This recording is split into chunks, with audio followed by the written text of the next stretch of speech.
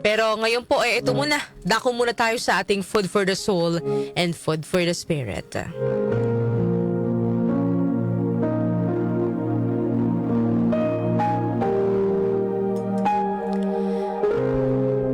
Ano sa tingin nyo mga kanyusik ang itsura ng anghel? Pag ba naririnig ninyo yung salitang anghel, ano po yung napipicture out ninyo sa inyong mga isip na itsura po nito, no? Siyempre, kadalasan yung may pakpak, 'di ba? Nakasuot ng puting damit, 'di ba? Pero alam niyo ba mga kanyusik na minsan yung anghel nakikita lang din natin sa mga tao sa ating paligid. Ito po ay gaya ng matandang babae na nagsoli ng nawawala mong wallet kahapon. Ito po ay gaya ng taxi driver na hindi tumangging isakay ka sa kabila ng matinding traffic. Ito po ay gaya ng bata na nagturo sa iyo na pahalagahan kahit ang maliliit na bagay. Ito ay gaya rin po ng pulubi na nag-alok sa iyo ng kanyang pananghalian.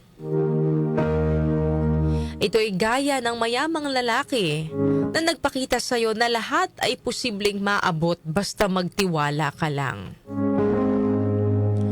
Ito ay gaya rin po ng estranghero na tumulong sa iyo noong naliligaw ka. Ito ay gaya rin po ng kaibigan na tumulong sa iyo noong panahong akala mo wala ka nang malalapitan. Ang mga anghel ay dumarating sa iba't ibang anyo. Walang tiyak na edad, walang tiyak na kulay ng balat, may bata, may matanda, may pekas, may makinis ang balat. Sila'y nagkukubli bilang kaibigan. Minsan na may kaaway. Sila'y tumutulong ng tahimik at walang hinihinging kapalit. Mahirap silang makita kapag nakapikit ang iyong mga mata. Pero malalaman mong nasa paligid lang sila kung gugustuhin mong sila'y makita. Ano po ang aral na nais pong ipabatid sa atin? Ito pong kwento natin ngayong araw. Ang mga anghel ay hindi po palaging nakadamit ng puti at may pakpak. Diba? Yan yung kadalasan natin na picture out kapag sinabi mong anghel. Diba? Madalas mga kanyusik, sila yung mga taong nakakasalubong lang natin sa araw-araw. Sila yung mga taong nakakagawa sa atin ng kabutihan kahit sa maliit na paraan. Sila yung mga hindi natin inaasahang dadamay po sa atin sa oras ng pangangailangan. Minsan yung isang simpleng kabutihan, yung isang ngiti, yung isang tulong, o kahit simpleng pagdamay at pagbibigay po ng words of encouragement ay nagiging biyaya ng higit pa sa ating inaakala.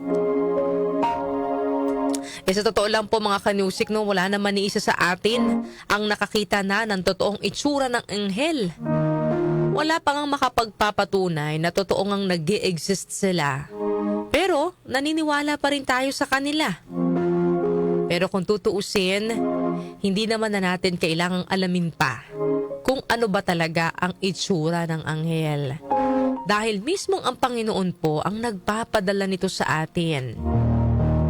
Ang mga tao na nakikilala natin sa hindi inaasang pagkakataon o sa mga oras ng pangangailangan ay mga anghel din na ipinadala po ng Diyos sa ating buhay.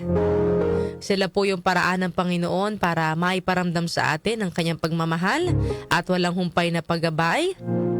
Di po ba mga kanyusik, may mga pagkakataon na kapag may problema tayo, kapag may biglang taong dumating sa ating buhay na nagiging solusyon sa ating problema, di ba napapasabi pa nga tayo ng hulog ka ng langit, maraming salamat sa Diyos.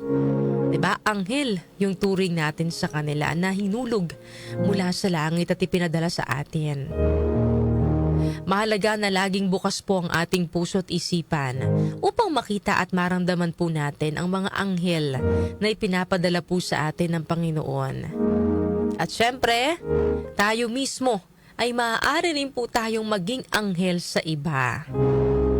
Sa simpleng paraan po ng kabutihan, simpleng paraan ng pagdulong ng walang hinihinging kapalit, maaari din po tayong maging anghel sa ating kapwa.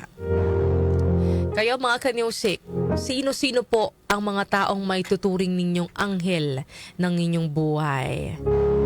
Yung mga panahon na kayo po ay dumadanas ng pagsubok, ng problema, pero mayroon po biglang ipinadala ang Diyos na solusyon na magiging or tutulong po sa inyo, no? Sa paglutas sa inyo pong kinakaharap na problema.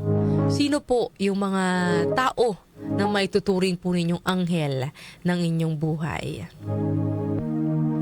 Ang ating pong verse of the day ay Hebrews chapter 13 verse 12. Do not forget to show hospitality to strangers, for by doing so,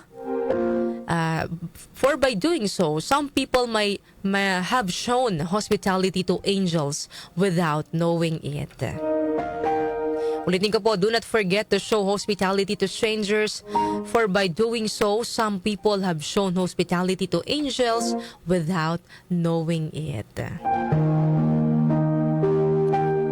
Yan po ang ating food for the soul and food for the spirit ngayong araw po ng Friday.